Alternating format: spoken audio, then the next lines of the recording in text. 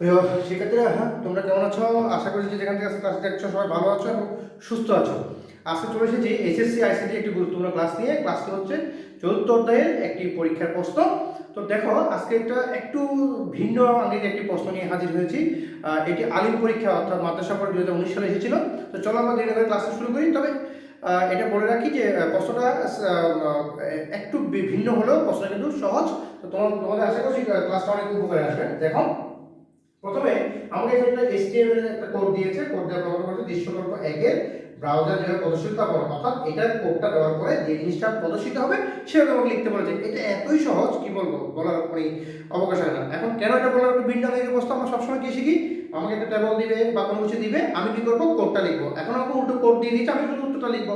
তাহলে দেখো কত সহজ এবং কত কম সময়ের মধ্যে সেটি পরীক্ষায় তুমি আনসার করতে পারবে। যেহেতু এটা মাদ্রাসা বোর্ডের প্রশ্ন, সেটা তুলনামূলক একটু সহজ ছিল, তবে একটু প্রশ্নটা ভিন্ন দিকে ছিল বিধায় কিন্তু আমি মূলত আলোচনা করছি। তাহলে দেখো, আমাকে এটাতে HTML, ওকে ভালো কথা, HTML থাকবে আমার, এটার জন্য আমরা কোড লিখবো।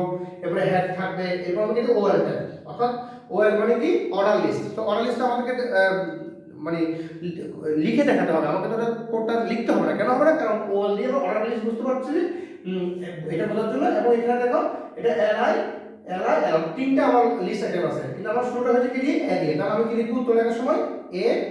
এইটার উপর কি লিখবো? মিজান। দুঃখিত, এটা এইটার উপর কি লিখবো? মিজান। দিব, এরপর লিখবো কি? মিজান, যেহেতু ওরা মিজান লিখেছে। এরপর আমরা কি দিব? বি দিব। কেন বি দিচ্ছি? এখানে বি লেখা আছে, বি লেখা নেই, কারণ এরপরে বি আসবে। এরপর হচ্ছে কি? রমজান। রমজান, ওকে। এরপরে সি দিয়ে কি লিখবো? আনিক। এই প্রশ্নটা এখানেই উত্তর শেষ। তোমাদের হয়তো অনেকে বিষয় হচ্ছে না, এখানে উত্তর শেষ। শুধুমাত্র তুমি একটু করে বর্ণনা করে দেবে, যেহেতু এটা 3 নম্বরের একটি প্রশ্ন, এটি লেখার জন্য তুমি 3 পেয়ে যাবে। তারপর একটু এদিক সেদিকে একটু কিছুটা বর্ণনা করে দিলেই তোমার ফুল মার্কে চলে যাবে। তাহলে দেখো কত সহজ একটা জিনিস। এরপরে বলেছে, ঘ নম্বর প্রশ্ন বলেছে তোমাকে যে এটাকে যদি আমরা পরিবর্তন করতে চাই, অর্থাৎ এই দৃশ্যকল্পনা পেতে চাই, তাহলে আমাকে একই পরিবর্তন আনতে হবে। তাহলে একই পরিবর্তন আনতে হবে, আমার এগুলো কোনো পরিবর্তন লাগবে না। তাহলে আমি এস ইউজুয়াল কি করব, শুধু আমি নতুন করে এখানে ডকটা লিখবো। হ্যাঁ হ্যাঁ, ডকটা লিখবো, ডকটা ডট HTML। ওকে, আমি ডকটা ডট কি লিখলাম? HTML টা লিখে নিলাম, ঠিক আছে? আচ্ছা, এরপর আমি কি করলাম, আমরা HTML লিখে ফেলেছি। এরপর শুধু হেড অংশ নিব, কারণ হেডে আমাদের কোনো কাজ নেই, আমাদের হেড কাজ নেই, আমরা এভাবে হেডটা রেখে দিচ্ছি, আমাদের এখানে হেডের কাজ নেই। এরপর আমরা সরাসরি বডিতে চলে যাবো। ওরাই আমাদেরকে দিয়েছে, আমাদেরকে বলছে কি পরিবর্তন দেখো, আমরা পরিবর্তন দেখো। তাহলে এটা হচ্ছে OL টাইপ, এটা কিন্তু UL টাইপ। কেন UL টাইপ? কারণ এখানে কোনো চিহ্ন ব্যবহার করা হয়নি। ABC 1 2 একটা সার্কেল ব্যবহার করে। তাহলে আমরা এটা কি লিখবো? আমরা এটা কি লিখবো? অবশ্যই লিখবো UL টাইপ। কি লিখবো? UL type. UL টাইপ মানে কি? Unorder list. আর এই UL টাইপটা আমরা কি দিয়ে শুরু? UL টাইপের সবসময় কি লিখবো? আমরা লিখবো সার্কেল। গোল হলে এটাকে আমি কি লিখি? সার্কেল। হ্যাঁ, UL টাইপ কি হবে? UL টাইপ হবে তোমার কি? সার্কেল। এখন দেখো, প্রথমে কি আছে? মাহি। তাহলে সবগুলো যদি লিস্ট আইটেম হবে, তার মানে কি এখানে এই লিস্ট আইটেম পরিবর্তন হচ্ছে? হচ্ছে। এলআই পরিবর্তন হচ্ছে না, কিন্তু নামটা পরিবর্তন হচ্ছে। অর্থাৎ এলআই লেখার পরে কি লিখবো? মাহিন। Okay, LI close. এরপর লিখবো কি? LI Niha. LI Niha, LI close.